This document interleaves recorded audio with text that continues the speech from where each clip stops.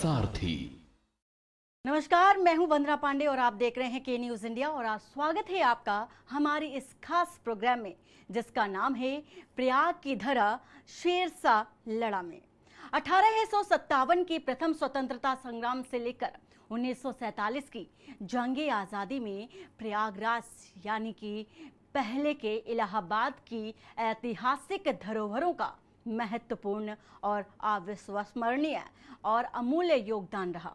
यहाँ की गली गली और दरो दीवारें ब्रिटिश यातना के खिलाफ वीर सपूतों के हौसले की गवाह हैं।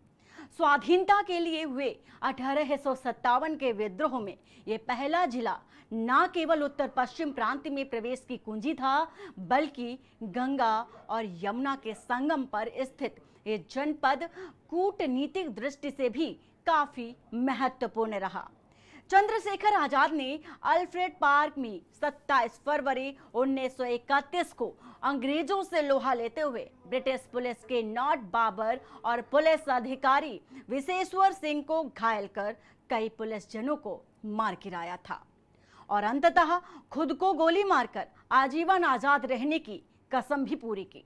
देखिए हमारी रिपोर्ट।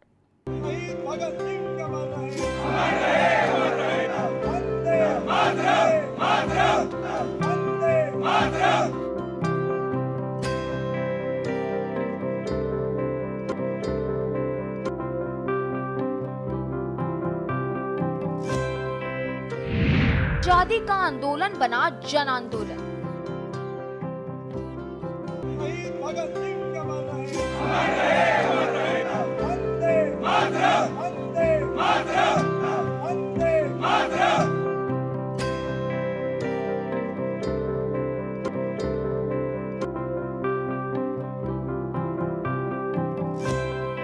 आजादी की लड़ाई में तब का इलाहाबाद और आज का प्रयागराज मजबूती से लड़ा था।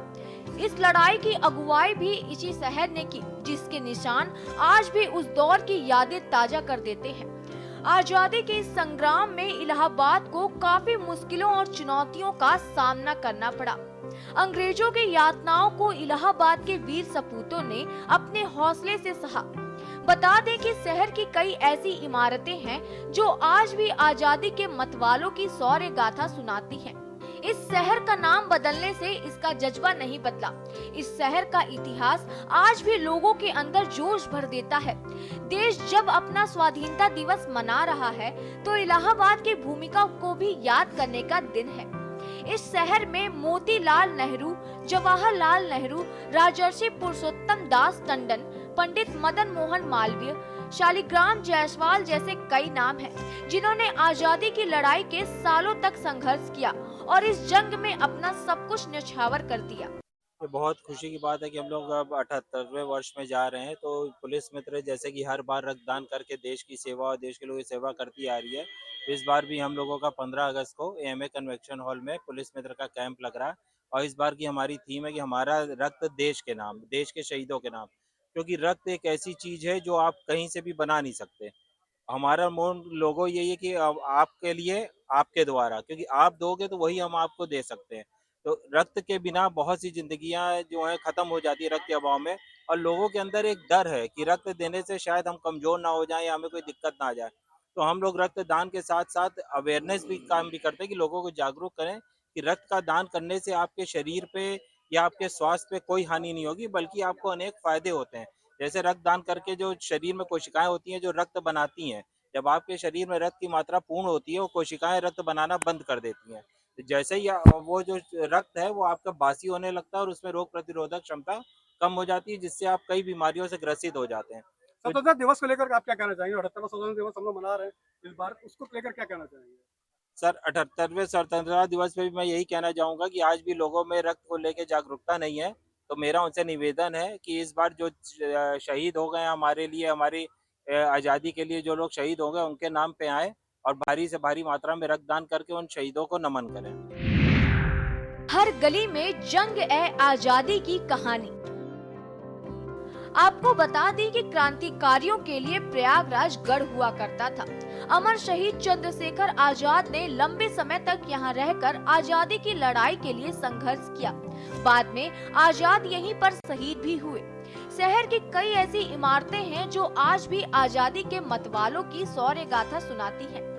आजादी की लड़ाई में प्रयागराज मजबूती से लड़ा था।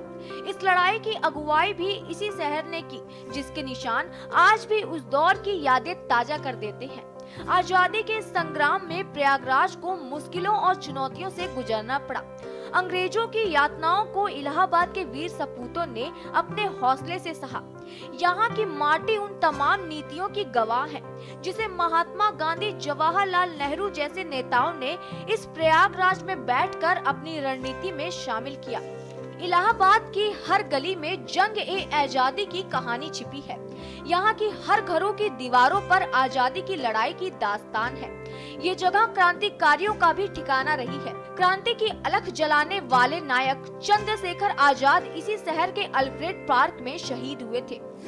बात 1870 की है।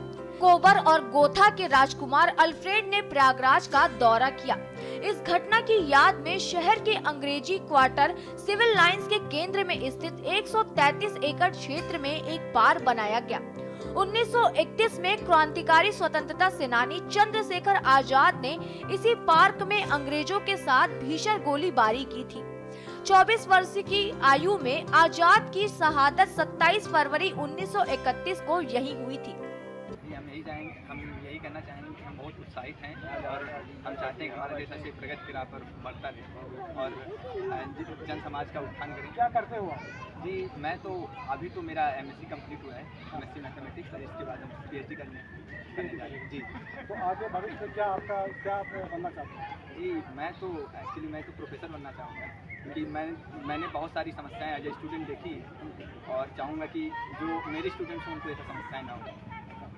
तो स्वतंत्रता दिवस जो आ रहा है 78वां जो स्वतंत्रता दिवस है, इसको लेकर के आप पूरा देश जो है समय तरीके से जो खुशी के माहौल में डूबा हुआ है, तो इसको लेकर के आप क्या करेंगे? मैं भी एकदम उत्साहित हूँ स्वतंत्रता दिवस को लेकर और मैं तो हमेशा मेरी यही कामना है कि देश के लोग एक तरह से देश के प्रति अपने कर्तव्यों का पालन करते रहें और हमारी सरकार भी जो है नागरिकों के प्रति अपने कर्तव्य का पालन करे और हमारा देश ऐसे आगे बढ़ता है। आजाद पार्क का इतिहास। प्रयागराज आजाद पार्क का नाम भारतीय स्वतंत्रता आंदोलन के महानायक चंद्रशेखर आजाद के नाम पर रखा गया है। यह एक महत्वपूर्ण पार्क है। इस पार्क का इतिहास महत्वपूर्ण है क्योंकि यह भारतीय स्वतंत्रता आंदोलन के दौरान एक प्रमुख स्थान रहा है। प्रयागराज आजाद पार्क की स्थापना भारतीय स्वतंत्रता संग्राम के दौरान हुई। इसे 1947 में बनाया गया था। इस पार्क का नाम महानायक चंद्रशेखर आजाद के नाम पर रखा गया था। आजाद पार्क में आंदोलनकारियों ने अंग्रेजी सरकार के खिलाफ विरोध प्रदर्शन और सत्याग्रह किए थे। प्रयागराज आजाद पार्क आज भी स्थानीय और पर्यटकों के बीच एक प्रसिद्ध स्थल है, जहां लोग शांति और ध्यान का आनंद लेते हैं और स्वतंत्रता संग्राम के दौरान दिए गए समर्थन को याद करते हैं। चंद्रशेखर आजाद भारतीय स्वतंत्रता संग्राम के वीर सूरवीर थे। उन्होंने ब्रिटिश सरकार के खिलाफ स्वतंत्रता आंदोलन में अपना बहुमुखी योगदान दिया। चंद्रशेखर आजाद का जन्म 23 जुलाई 1906 को मध्य प्रदेश के झाबुआ जिले के भाबरा नामक स्थान पर हुआ था। उनका असली नाम चंद्रशेखर तिवारी था, लेकिन उनके योग्य आदर्शवादी सोच के कारण उन्हें आजाद के नाम से भी जाना जाता है। आजाद ने अपने जीवन में गरीबी, निष्कर्म भाव और भारत की आजादी के लिए अपनी जान न्यौछावर कर दी। आजाद की विद्रोही कार्रवाई में मुख्य रूप से काकोरी ट्रेन हिंसा और काकोरी कांड नामक घटना शामिल थी। 9 अगस्त 1925 को आजाद और उनके सहयोगियों ने काकोरी ट्रेन को लूटने का प्रयास किया, जिसमें ब्रिटिश सरकार के राजकोष से सामग्री लूटने की कोशिश की गई थी। आप देख रहे हैं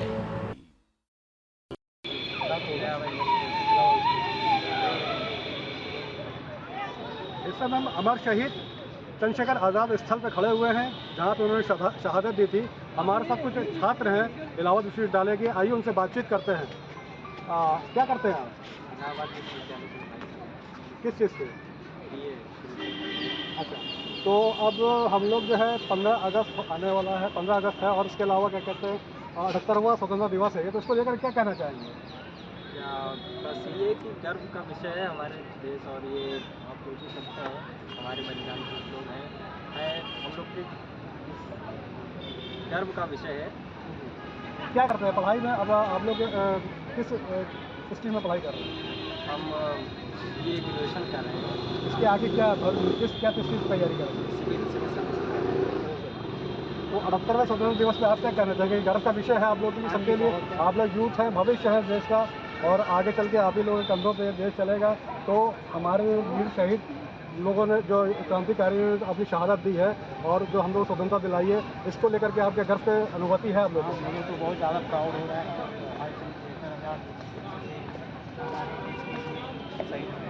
मैं भी आगे जाके इंडियन आर्मी ज्वाइन करना चाहता हूँ, और मैं भी इलाहाबाद यूनिवर्सिटी का स्टूडेंट हूँ, तो BA सेकेंड ईयर में, और आगे जाके मैं भी इन्हीं की तरफ इन्हीं के कदमों पे चलना चाहता हूँ।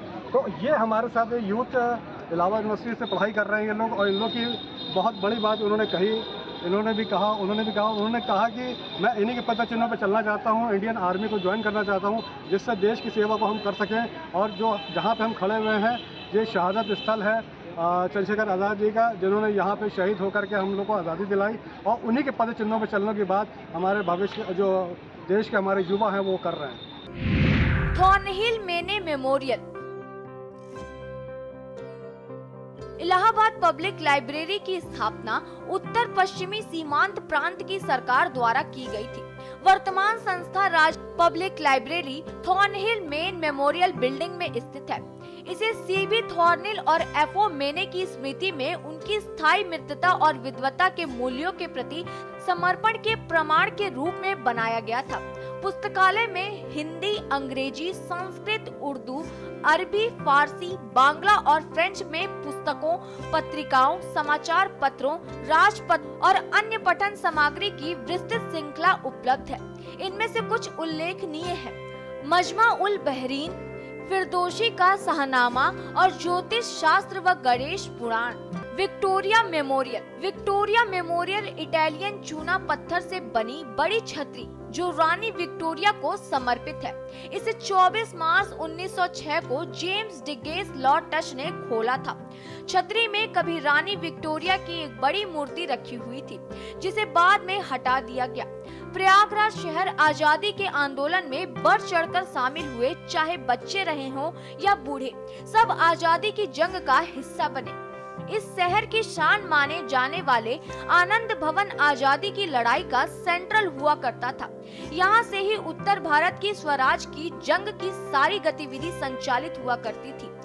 जाने माने वकील मोतीलाल नेहरू गांधी की अहिंसात्मक विचारधारा के सिपाही थे। आनंद भवन में आजादी के आंदोलन के नायक इकट्ठा हुआ करते थे।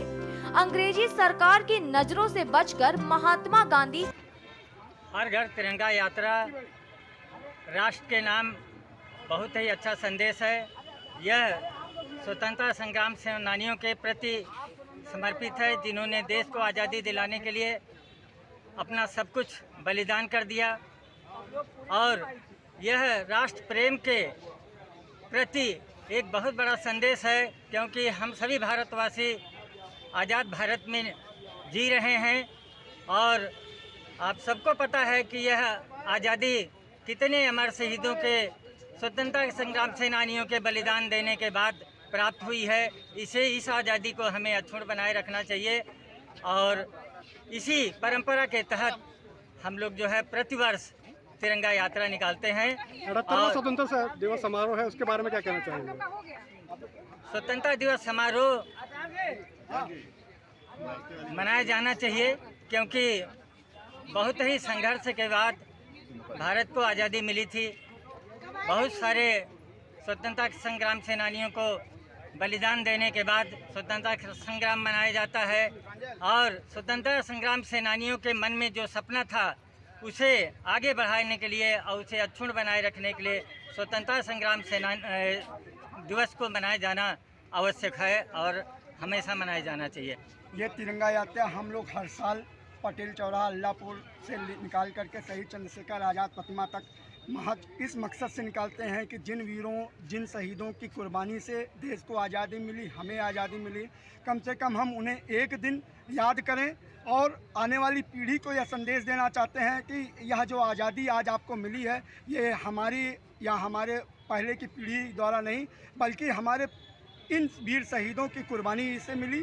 इसलिए हम इसको हर साल मनाते हैं और हमारी कोशिश रहेगी कि हम इसे हर साल मनाते रहें। स्वतंत्रता दिवस को लेकर क्या कहना चाहेंगे?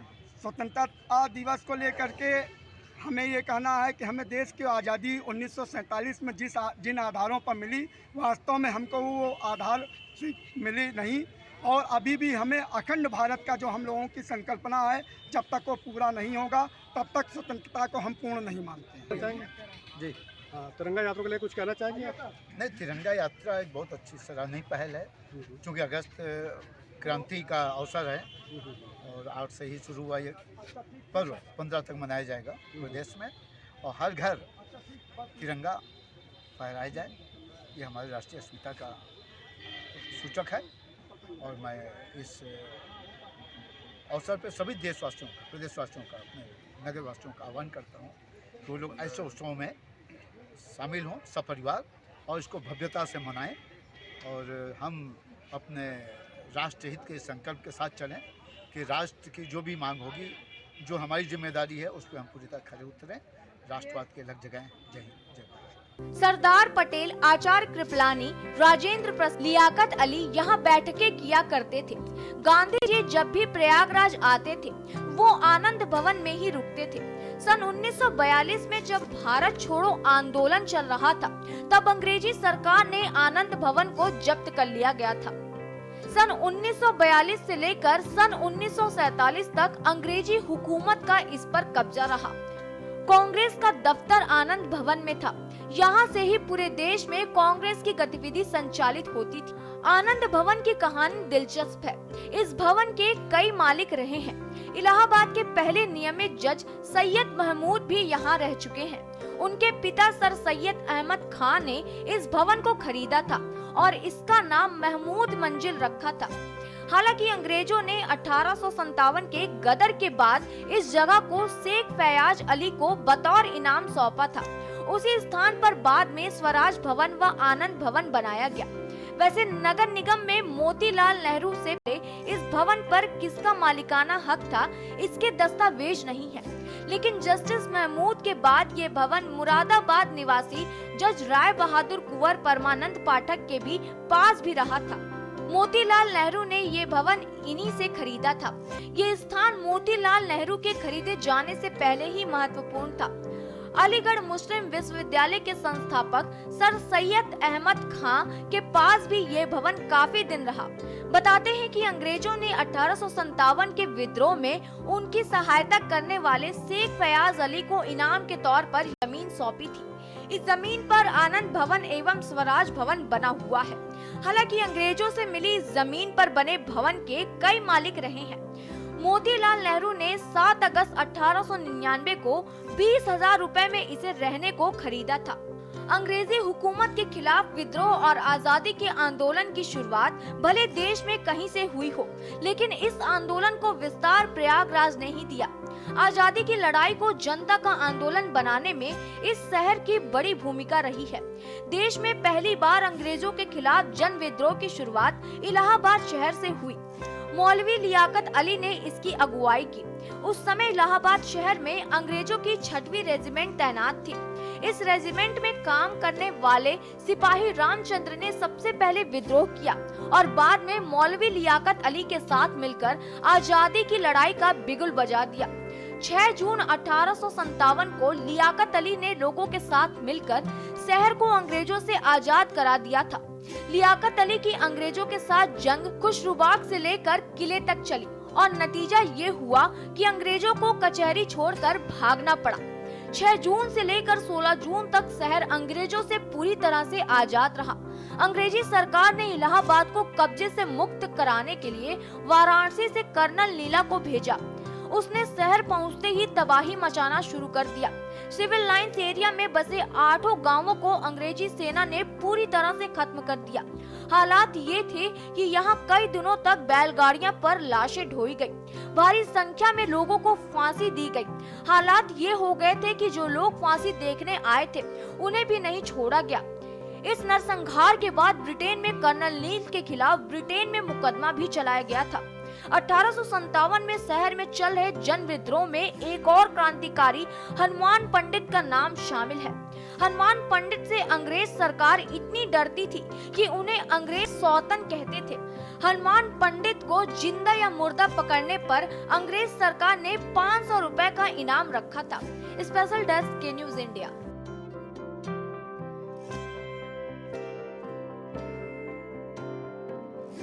हमारी इस खास पेशकश में बस इतना ही। बाकी की खबरों के लिए बने रहिए आप के न्यूज इंडिया के साथ। नमस्कार। आप देख रहे हैं के न्यूज, खबरों का सारथी।